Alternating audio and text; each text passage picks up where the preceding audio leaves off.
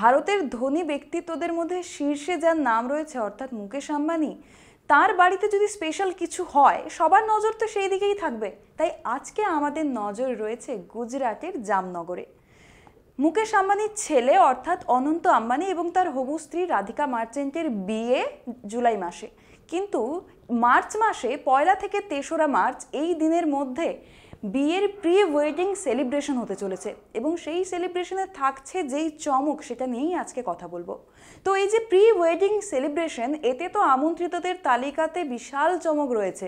তার আগে বলে রাখি, এই যে এলাহি আয়োজন, এটা কিন্তু আন্তর্জাতিক দাভোস সম্মেলনকেও টেক্কা দেবে, কারণ সেখানের চেয়েও কিন্তু বড় চমক থাকবে আম্বানি ভবনে এদিন।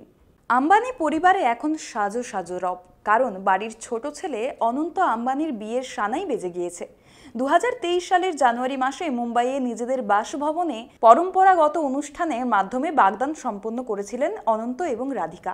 এবার চলতি বছরেই ইন্ডাস্ট্রিয়ালিস্ট বীরেন মার্চেন্টের কন্যা রাধিকা মার্চেন্টের সঙ্গে গাঁটছড়া বাঁধতে চলেছেন রিলায়েন্স ইন্ডাস্ট্রিজের চেয়ারম্যান মুকেশ আম্বানির কনিষ্ঠ পুত্র অনন্ত আম্বানি। সেই অনুষ্ঠানে নিমন্ত্রিতদের তালিকায় রয়েছে কাদের নাম সেটাই জানাবো।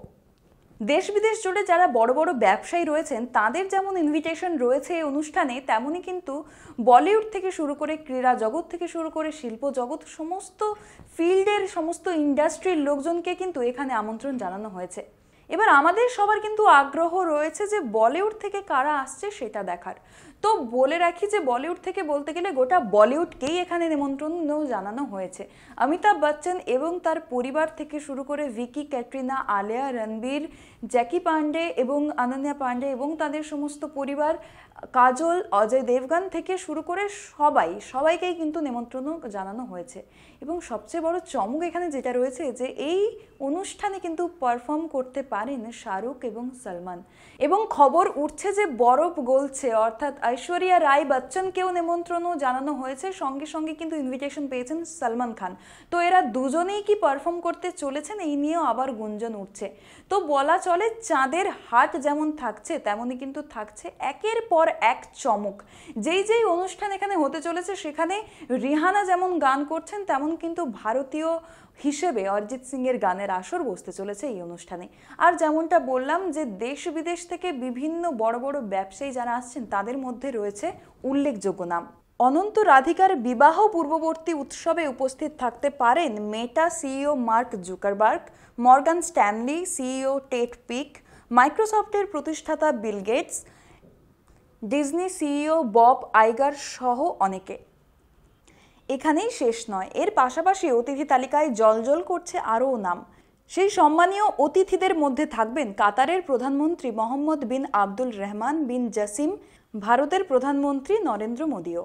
ইতিমধ্যেই সোশ্যাল মিডিয়াতে ভাইরাল হয়েছে অনন্ত এবং রাধিকার প্রি ওয়েডিং ইভেন্টের 9 পাতার একটা প্ল্যানিং, যেখানে বিশদের সমস্ত অনুষ্ঠানটিকে ছোট্ট করে বর্ণনা করা হয়েছে।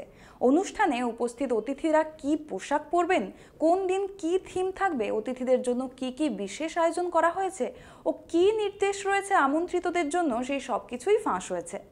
দিল্লি বা মুম্বাই যেখান থেকেই হোক না কেন, অতিথিদের চ্যাটার ফ্লাইটে করে জামনগরে নিয়ে আসার পরিকল্পনা হয়েছে। 1 মার্চ সকাল 8টা থেকে দুপুর 1টার মধ্যে একাধিক ফ্লাইট ছাড়া হবে এই দুটি শহর থেকে। অতিথিরা সঙ্গে একটি হ্যান্ড লাগেজ এবং একটি বড় লাগেজ রাখতে পারবেন। কাপলদের 3টি সুটকেসের বেশি রাখার পরামর্শ দেওয়া হয়েছে। এর বেশি লাগেজ আনলে তা পরে পাঠানোর ব্যবস্থা হবে। একেবারে রাজকীয়ভাবে অনুষ্ঠিত হতে চলেছে এই প্রাক বিবাহ অনুষ্ঠান। তার জন্য 3 দিনের জন্য একটি আলাদা থিম বেছে নেওয়া হয়েছে। 1 তারিখের theme an evening in Everland, যেখানে ককটেল পোশাক পরবেন সকলে। 2 তারিখের theme a walk on the wild side, গুজরাটের জামনগরের অভয়ারণ্যে নিয়ে যাওয়া হবে তাদের, তাই সেই অনুযায়ী জুতো পরার আবেদন দেওয়া হয়েছে। এদিন মেলার আবহে অনুষ্ঠিত হবে সম্পূর্ণ অনুষ্ঠান, তাই ক্যাজুয়াল পোশাক পরতে বলা হয়েছে সকলকে। তবে পোশাক হতে হবে দেশি, আর শেষ দিনেও ভারতীয় পোশাকই পরবেন সকলে। আসলে মুকেশ আম্বানির ছোট ছেলের বিয়ের প্রধান থিমটাই হবে ভারতীয় সংস্কৃতি, শিল্প, কারুকার্যকে প্রাধান্য দেওয়া, তাই বিয়ের সাজগোজে সর্বত্র এই থিম বজায় থাকবে।